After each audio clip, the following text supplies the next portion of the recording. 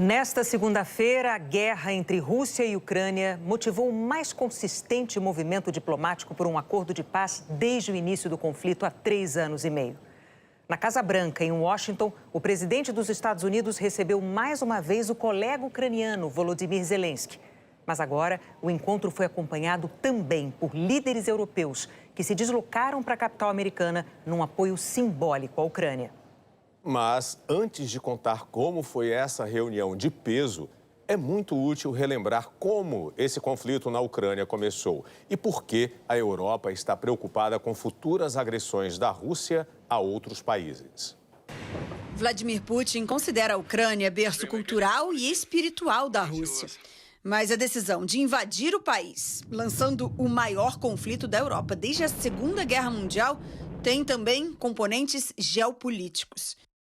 O presidente russo vê como ameaça à Rússia a possibilidade de a Ucrânia estar sob o guarda-chuva da OTAN, a aliança militar do Ocidente. Analistas avaliam que Putin pode ter um objetivo maior: fazer da Ucrânia parte de um império russo. A Ucrânia é o segundo maior país da Europa, atrás somente da Rússia. Do século IX ao século XIII, o território da Ucrânia abrigou uma federação de povos eslavos, bálticos, nórdicos e de europeus do leste e do norte, chamada de Kievan Rus, daí o nome Rússia. A influência russa na região começou no século XVII. No século XIX, o território da Ucrânia foi dividido entre os impérios austríaco e russo. Mais tarde, na Primeira Guerra Mundial, os ucranianos declararam a independência, que durou pouco, de 1917 a 1920. Em 1922, a União Soviética incorporou o país. No início dos anos 30, entre 3 milhões e 7 milhões de ucranianos morreram de fome por causa da política de coletivização agrícola soviética. Esse evento, que a Ucrânia trata como genocídio, ajuda a explicar o sentimento contrário ao domínio russo. A Ucrânia só se tornou independente de novo com o colapso do regime comunista, em 1991.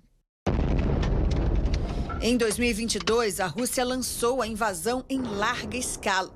Atualmente ocupa militarmente 1/5 do território ucraniano. Na sexta-feira, Donald Trump e Vladimir Putin se encontraram no Alasca.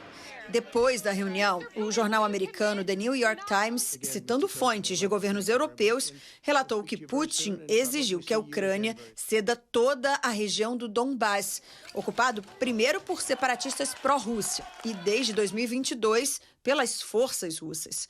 Formado pelas províncias de Donetsk e Luhansk, o Donbass é rico em carvão e minérios. Czares e depois a União Soviética desenvolveram a siderurgia, atraindo milhões de russos para a região. Além de ter sua própria existência ameaçada, a Ucrânia hoje está longe de ser aceita na OTAN.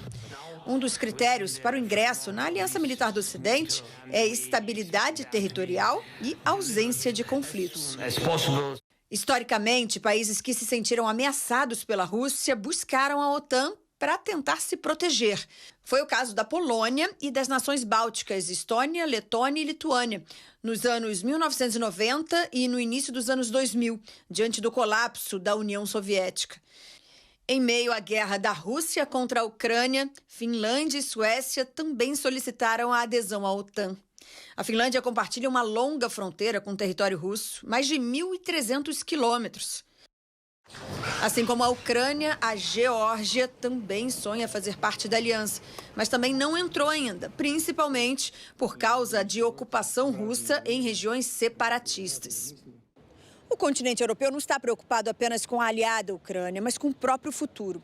Por trás de tanto apoio está o medo de que qualquer concessão à Rússia crie um precedente perigoso e abra caminho para ambições ainda mais expansionistas de Vladimir Putin. Analistas apontam um precedente histórico. Em 1938, líderes europeus cederam à Alemanha nazista a região dos Sudetos, parte da Tchecoslováquia, achando que, com isso, Adolf Hitler fosse recuar. Só que ele entendeu um sinal de fraqueza e avançou muito mais, dando início à Segunda Guerra Mundial. O britânico Keir Giles, especialista em Rússia da Chatham House, destacou esse exemplo.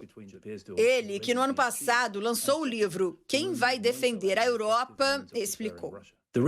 A razão pela qual todos esses líderes europeus cruzaram o Atlântico para chegar a Washington é porque sabem que a Rússia também representa uma ameaça para eles. E que se a Ucrânia for abandonada e a Rússia tiver permissão para tomá-la, então a Rússia estará livre para partir para o seu próximo alvo. E concluiu: Vladimir Putin tem sido muito claro sobre suas ambições de reestabelecer de fato o Império Russo.